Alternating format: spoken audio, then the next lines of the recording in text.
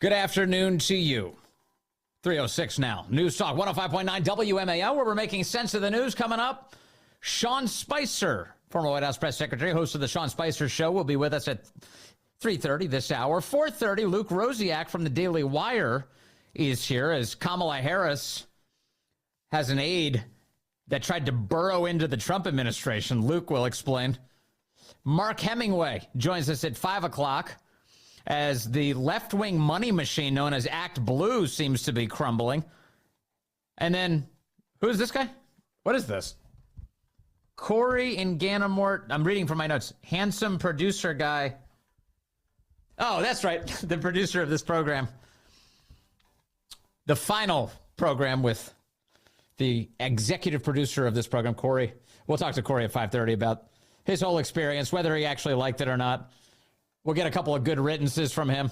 That's all ahead on the Vince Colonnade Show. You can join us at 888-630-9625, 888-630-WMAL. President Trump this morning with some very tough words for Russia, grabbing them by the collar and saying, you better get to the table and talk about peace with me, posting to Truth Social today. Based on the fact that Russia is absolutely pounding Ukraine on the battlefield right now, I am strongly considering large-scale banking sanctions and tariffs on Russia until a ceasefire and final settlement agreement on peace is reached. To Russia and Ukraine, get to the table right now before it's too late. Thank you. 3 exclamation points. President Trump also speaking from the Oval Office a short time ago, saying that Ukraine, too, is being difficult as he tries to navigate towards peace. I'm finding it more difficult, frankly, to deal with Ukraine. And they don't have the cards. They don't have the cards. As you know, we're meeting in Saudi Arabia on sometime next week, early. And we're talking, I find that in terms of getting a final settlement, it may be easier dealing with Russia, which is surprising because they have all the cards. I mean, they're bombing the hell out of them right now. And I put a statement in, a very strong statement. Can't do that. You can't do that. Mr. President, we're trying to help them. And Ukraine has to get on the ball and get a job done. In the midst of all this, because President Trump becomes one of the only American figures to say, hey, Ukraine, you need to get your house in order. A Ukrainian television host, the host of Ukraine's United News telemarathon called Vadim Karpiak, posted to Facebook, quote, and where is Lee Harvey Oswald when the country needs him so much? And not just one country, he wrote. He added 3 smiling face emojis as he suggested that the American president should be assassinated. For more on all of the world's developing news, we bring in the great David Strom now. He's an associate editor over at HotAir. David, good to have you back with us, sir. Hey, Vince, it's great to talk to you, and I'm going to miss Corey. Me too. Me too. That's all right. You know, if you love something, let it go. Maybe it'll come back. We'll see. But yeah, Corey's the best, and we're going to bid him farewell today. But he is really great, and he's done so much good for this show. But I'll talk about that coming up, David. Yeah. And what do you think about how the president is really just grabbing both of these countries by the collar right now and saying, you better sit down for peace?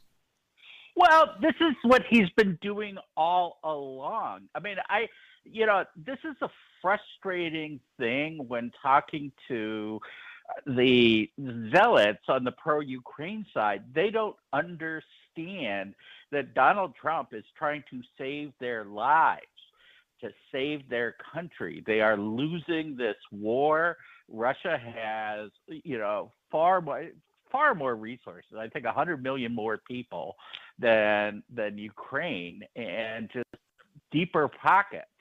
And, we've had 3 years of war. It's a stalemate. And the only thing that's going to change it is a negotiated settlement. Otherwise, it's just lots of people dying for no reason. And, he wants Putin at the table. He wants Zelensky at the table. He's going to do what it takes to get them both at the table. And, the problem is that it's his own allies who are, metaphorically shooting at Trump. And some of them, as you just said, are fantasizing about actually shooting at Trump.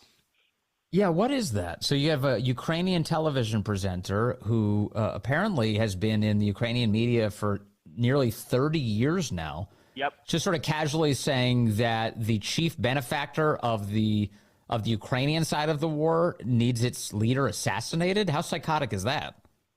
Well, it is psychotic. And I mean, he's not just some guy. I mean, he's one of the chief propagandists for Ukraine. And, you know, you don't have to take my word for it. There was a profile of his show in the New York Times last year that called it propaganda. It's the only news that's authorized to be broadcast in Ukraine. He's one of the guys who does it. And he's got an award as a hero of Ukraine from Zelensky, and he's talking about assassinating the president of the United States. And, you know, I've had, you know, minor arguments with Ukrainian supporters on Twitter who say, well, Trump deserves it.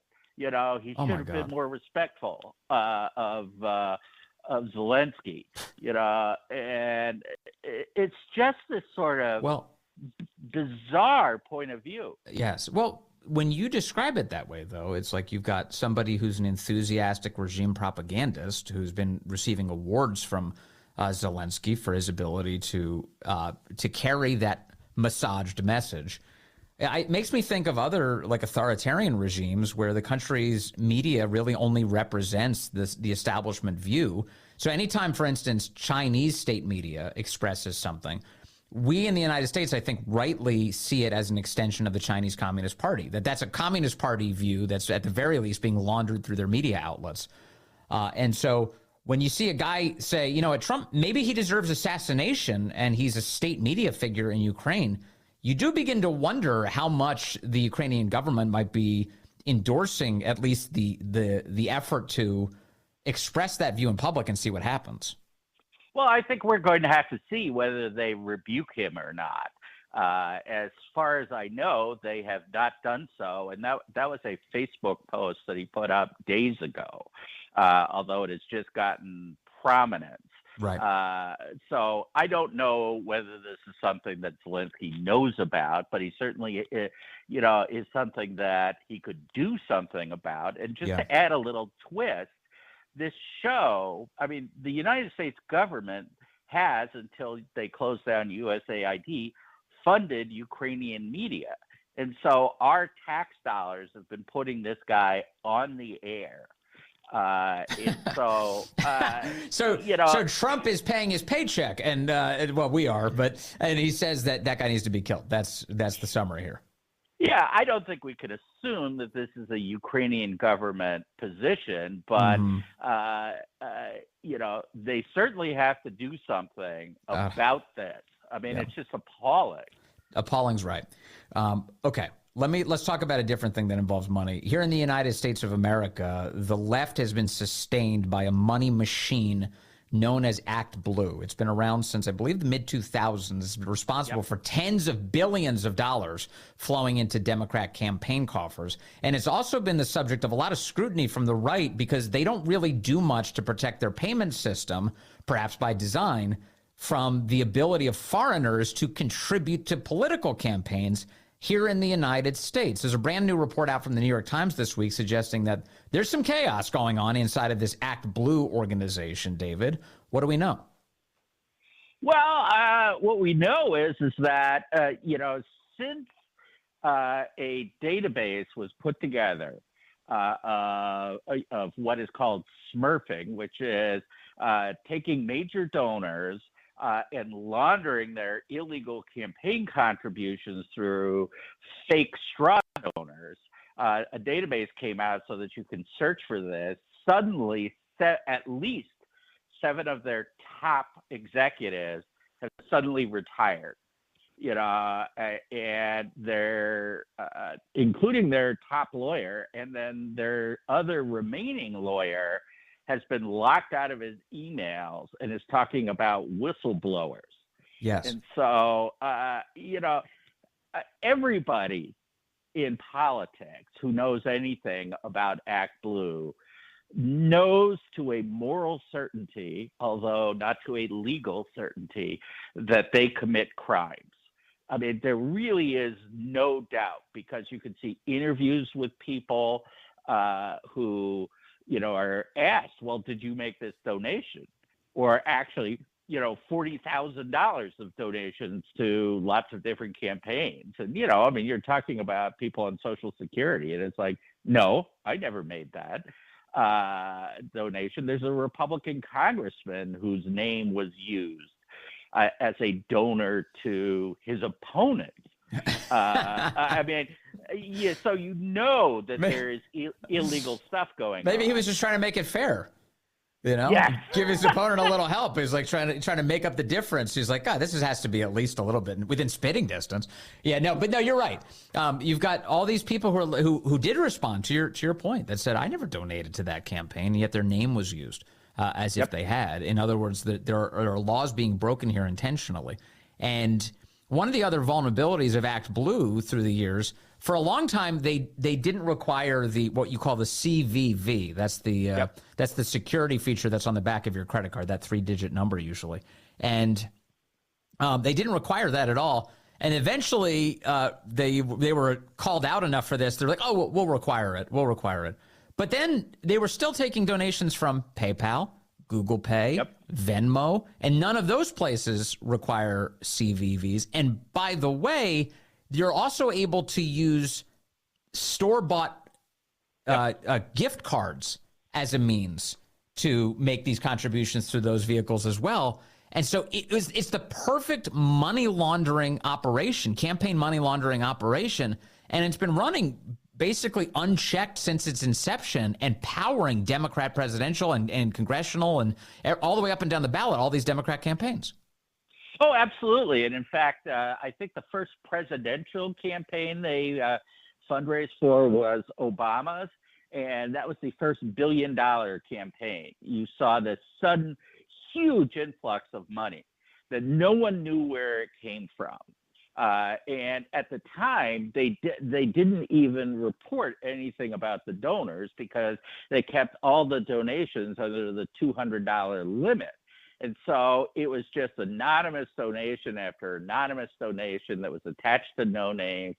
And, I mean, if you start looking at everything around our politics, USAID was a money laundering organization. Our grants to nonprofits are money laundering. I mean, Stacey Abrams getting $2 billion out of the blue. $7 billion going to an organization that was started months before. I mean, it's just money laundering after money laundering after money laundering. And, it's a nice scam. And it's gotten to the point where, when we talk about the Soros prosecutors and we think, oh, well, George Soros is funding that. Well, USAID was funding it too, to a tune twice the size of George Soros. It's all money laundering. Our tax dollars are being used to, stab us in the back. Yeah, they steal your identity to give to Democrats. So they use your money and your identity against your will in order to power the Democrat Party. And for the first time in a very long time, I do feel like the curtain is being lifted on this operation in a meaningful way, and it's all kind of collapsing. Last point on this, when these left-wing organizations do collapse, and that happens from time to time, when they receive this kind of scrutiny, Acorn comes to mind, the community organizing group. What usually happens is that they are just smuggled into some other institution, that it becomes like a little bit too diffuse for you to get your arms around right away. What do you expect will happen with Act Blue if this collapse, this free fall continues? Well, I think it depends upon whether people go to jail or not. If they just disbanded, it's going to pop back up. If there really are whistleblowers who are willing to talk about this, and that's an open question. I mean, frankly, if I were one of those people, I'd be very worried for my safety.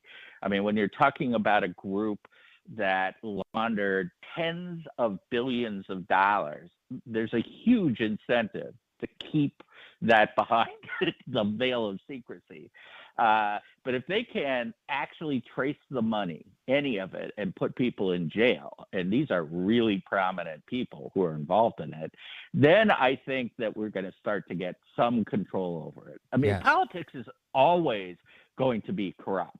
You're never going to stamp it out. You can only contain it to certain levels. But it is now, a ripoff of the entire country to the tune of, I think, hundreds of billions of dollars.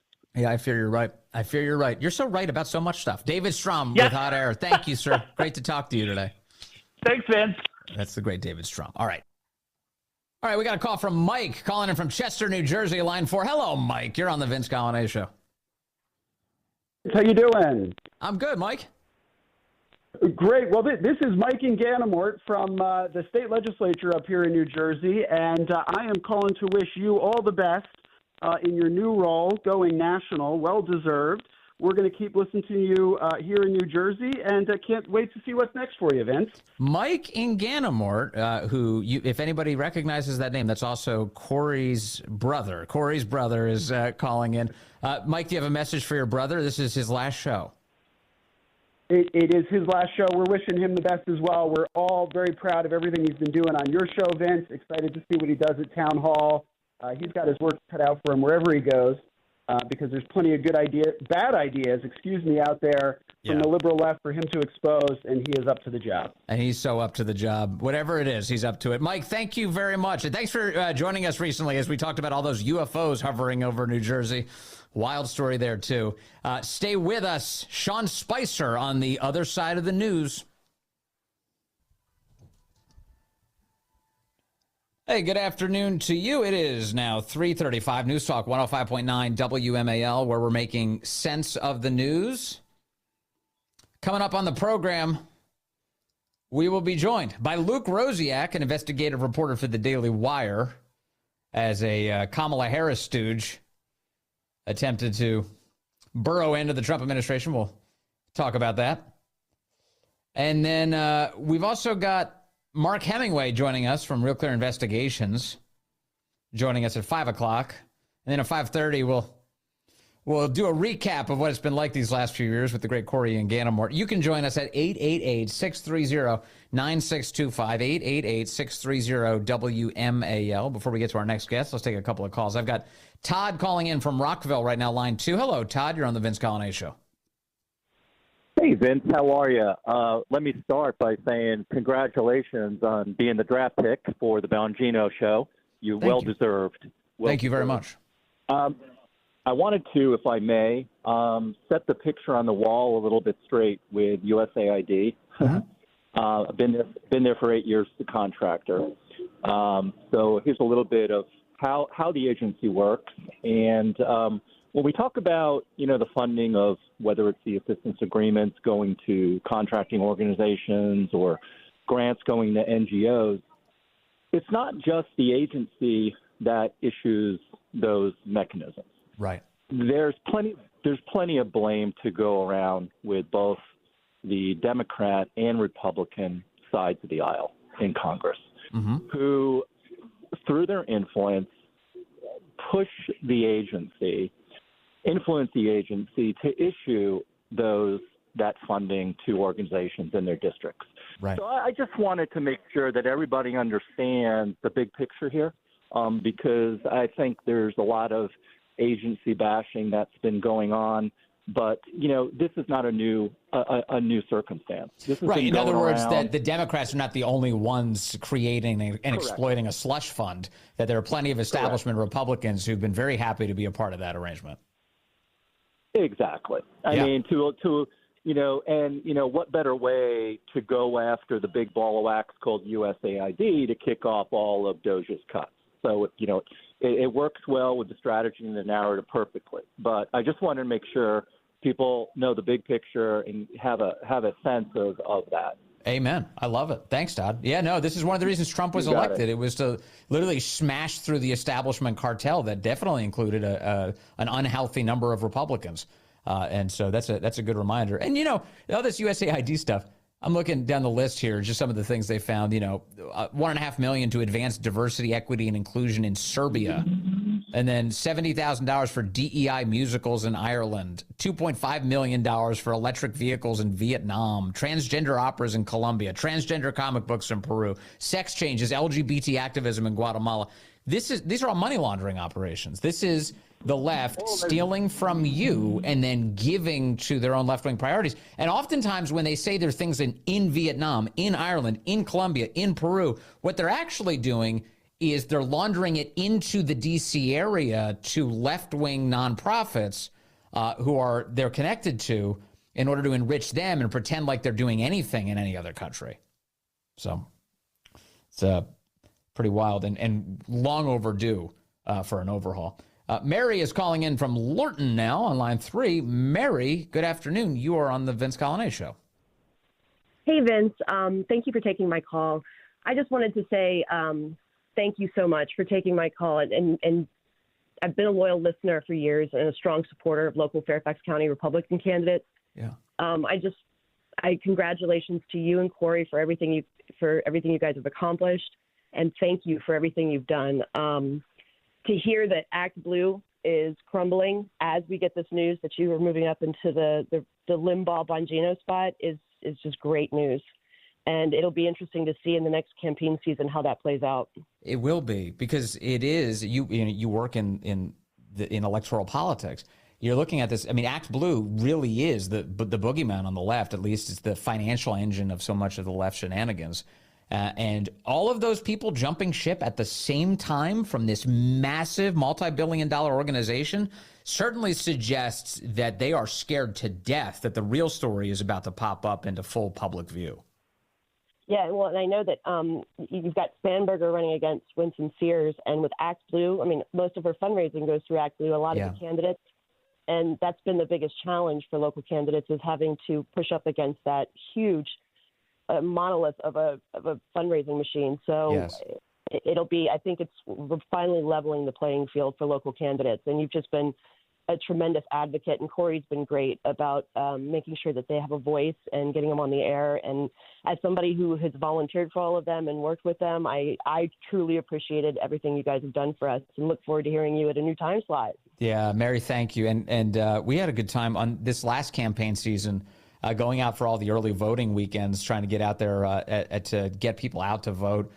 We just had a blast. And this is the most wonderful people in the world, people like you, Mary, who are all just trying to figure out a way to make the community better with each passing day. So thank you. I really appreciate you, Mary, and thank you for this call today. Thanks. All right, that's Mary in Lorton. Jason calling in from Kensington, line 1. Jason, good afternoon, sir. You're on the Vince Coglianese Show. G'day, Vince. Sad day. Old Corey's gone.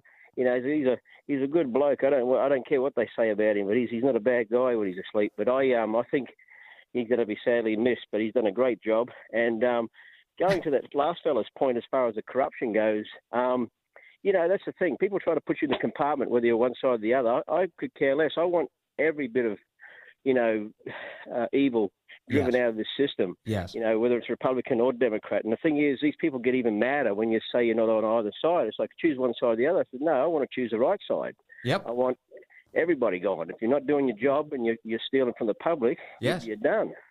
Yeah, in fact, it's typically when Washington agrees together on something, that's when I'm most suspicious of what's going on. Yeah, like why are you all on the same page on this issue? That is deeply suspicious. That is the key. And did you say, did I hear you correctly? You said that Corey's a pretty good guy, at least when he's asleep? Yeah, that's an old Australian saying. Yeah, he's not a bad bloke when he's asleep. He's not a bad bloke when he's asleep. That's a great expression. I love that. Thank you. I know we can rely on you for Australian expressions. Thank you, Jason. I appreciate the call as always, sir. Thanks, mate. Okay, all right, let's bring in the host of the Sean Spicer Show now. He's a former White House press secretary, of course. Sean Spicer is on the program. Hello, Sean. Hey, buddy. I'm bummed you're leaving the market per se, but I'm glad you're moving on to such big and better things. Dan should be very proud that he's being succeeded by you. Well, thank you very much for that. And one of the things, people talk about, I was just talking a moment ago with Mary about local politics.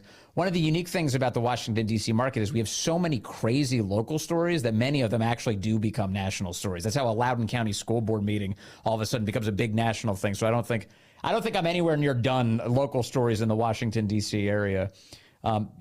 Oh, Earlier- no. You're right. But I think, it'll be nice, having you, on the dial locally. Yeah. Thank you. It's going to be a blast. I can't wait for this. Sean, earlier this week, I know one issue that you're very focused on this week is like how can we lock in all these gains on the border? Because President Trump did succeed in getting this border secure in a way that it hasn't been at all these last 4 years. And here's President Trump earlier this week addressing that at the joint address to Congress. The media and our friends in the Democrat Party kept saying we needed new legislation. We must have legislation to secure the border. But it turned out that all we really needed was a new president. That had to be up in the top 3 killer lines in a great speech. But Sean Spicer, how does he make sure that this success continues going into the future?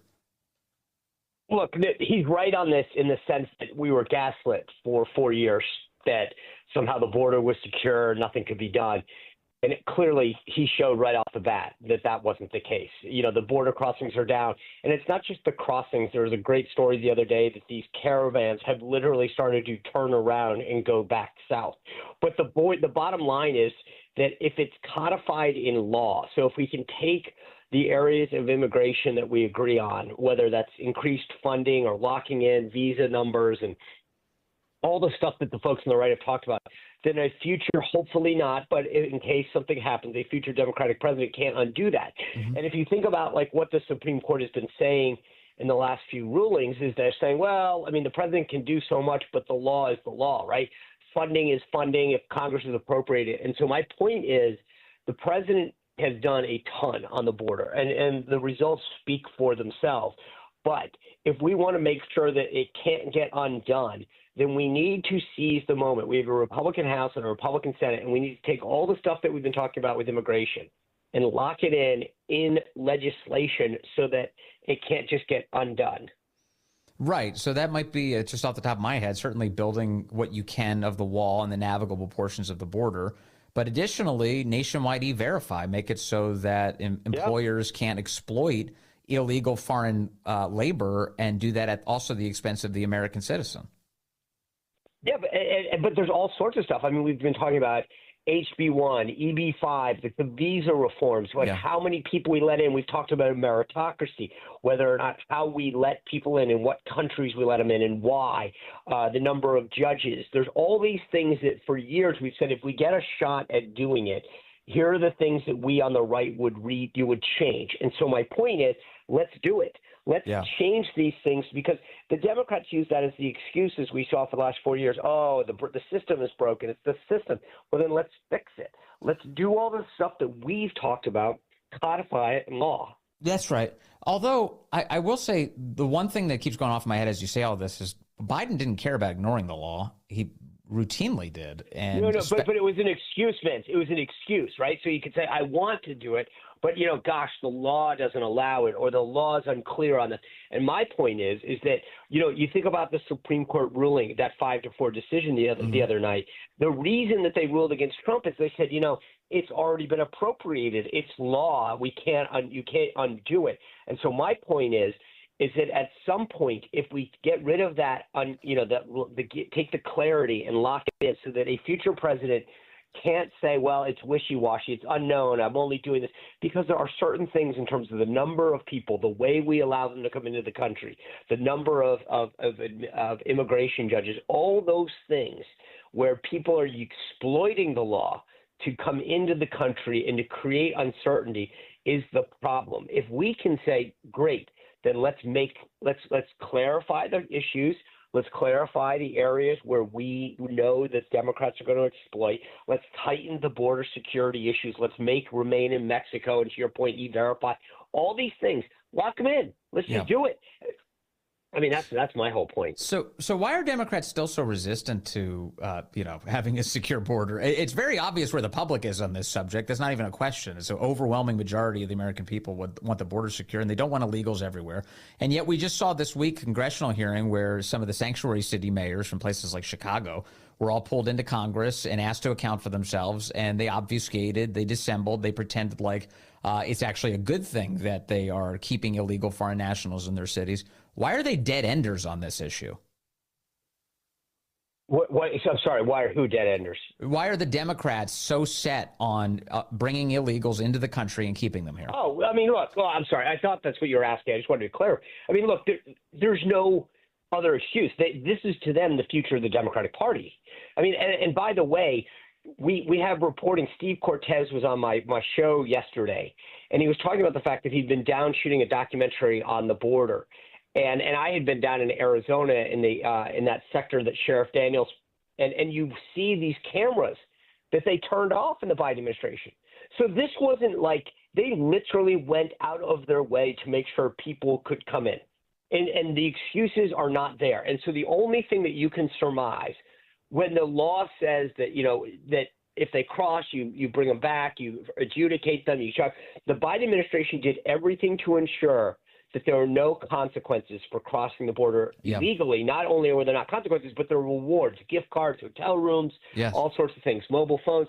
And so you have to argue there's no way when I say that to sometimes people say, oh, come on, you can't possibly believe that.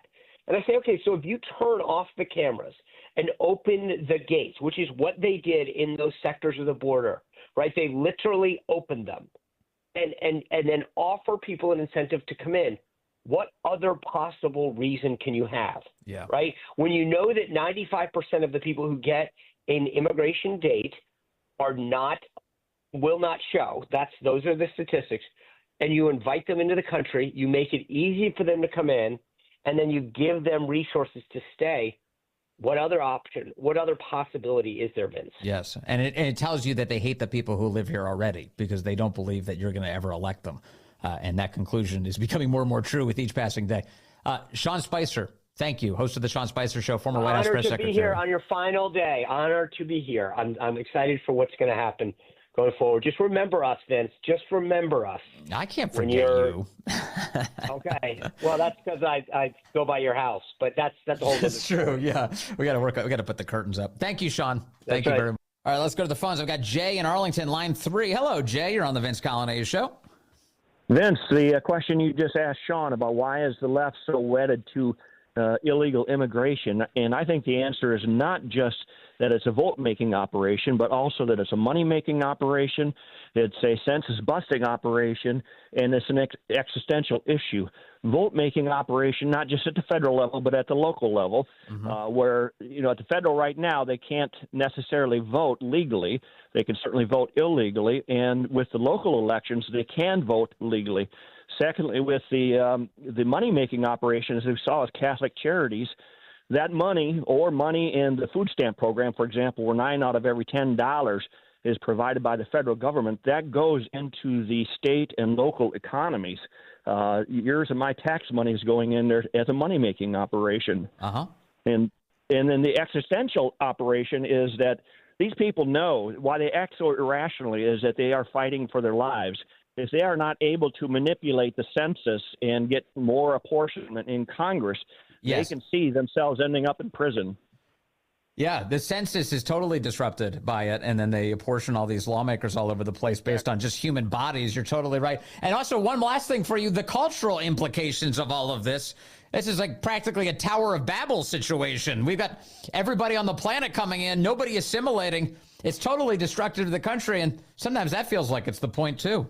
Coming up on the program, we're going to talk to Luke Rosiak and find out more about what's happening as Kamala Harris tries to interfere in the Trump administration.